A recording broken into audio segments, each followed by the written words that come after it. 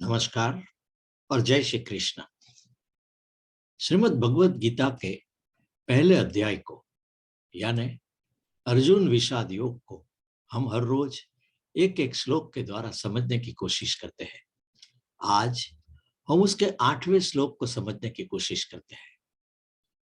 यह कहता है, भवान भीष्मश्च कर्णश्च कृपश्च समितिञ्च अश्वत्थामा विकीर्णश्च सौमदत्तिस्तवैथैव च।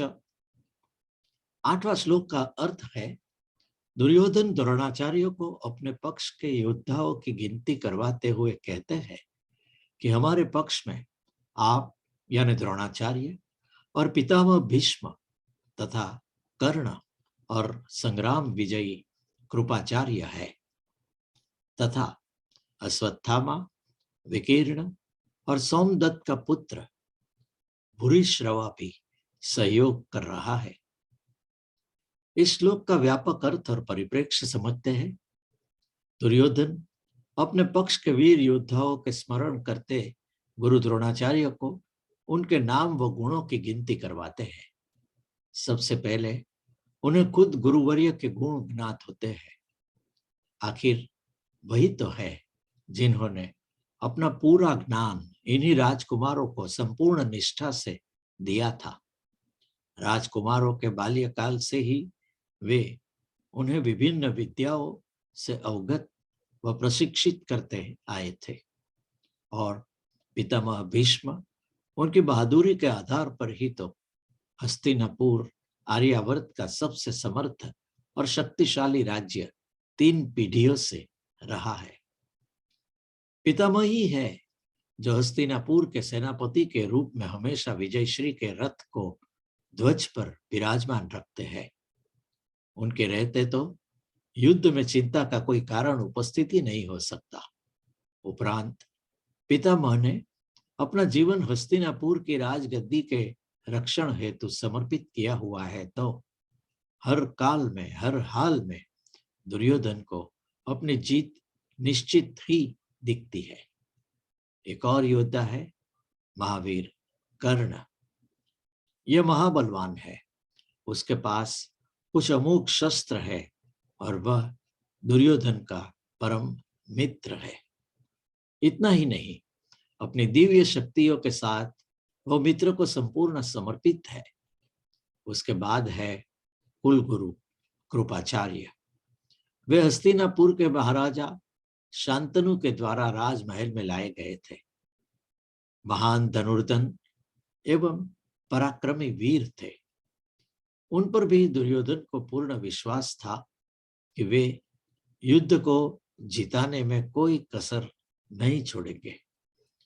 उस पर द्रोणाचार्य के पुत्र अश्वत्थामा है, जो अनेक शस्त्र अस्त्रों के स्वामी है, महाबलशाली और दुर्योधन के एक एक और परम मित्र है। विकीर्ण दुर्योधन के महाबलशाली भाई थे। उनकी वीरता का समर्पण भी दुर्योधन के पक्ष में ही था।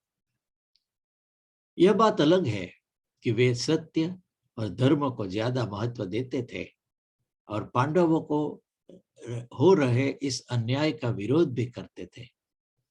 एक और योद्धा भी है, भूरिश्रवा। वे इंद्र के समान महान पराक्रमी थे। महाराज शांतनु के भाई वह बहलिका के पुत्र, सोमदत्त के पुत्र और एक छोटे से क्षेत्र के आप राजा थे। दुर्योधन को ये सारे वीर अपने आसपास दिखाई देने की वजह से मानो कि उनकी हिम्मत अब बढ़ रही थी। मानव जीवन में इस बात का महत्व समझने की कोशिश करें तो जब कोई व्यक्ति दुर्योधन की तरह अपनी ही भूल की वजह से वो चारों ओर से अपने दुर्भाग्य को घेर चुका हो, तब भी मिथ्याभिमान का पटल उसे भूल का एहसास नहीं होने देता, किंतु वह कहीं न कहीं से किसी तरह से अपनी जीत को पूरा करने के रास्ते ढूंढता रहता है।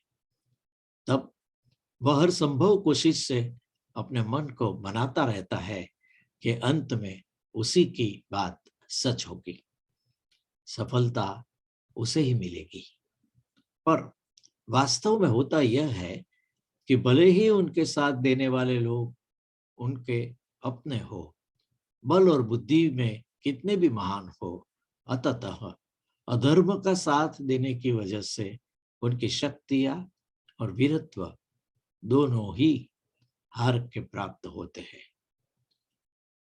बरबस भी मनुष्य को अधर्म का साथ न देकर उसका विरोध निर्भीक होकर करना चाहिए और समय पर अपने भूल का स्वीकार भी कर लेना चाहिए। श्रीमद् भगवद गीता हर रोज के हमारे इस कार्यक्रम के लेखिका है अल्पा पुरोहित बड़ौदा, और उसकी प्रस्तुति आपका मित्र मैं नरेश कापड़िया करता हूँ। नमस्कार और जय श्री कृष्ण।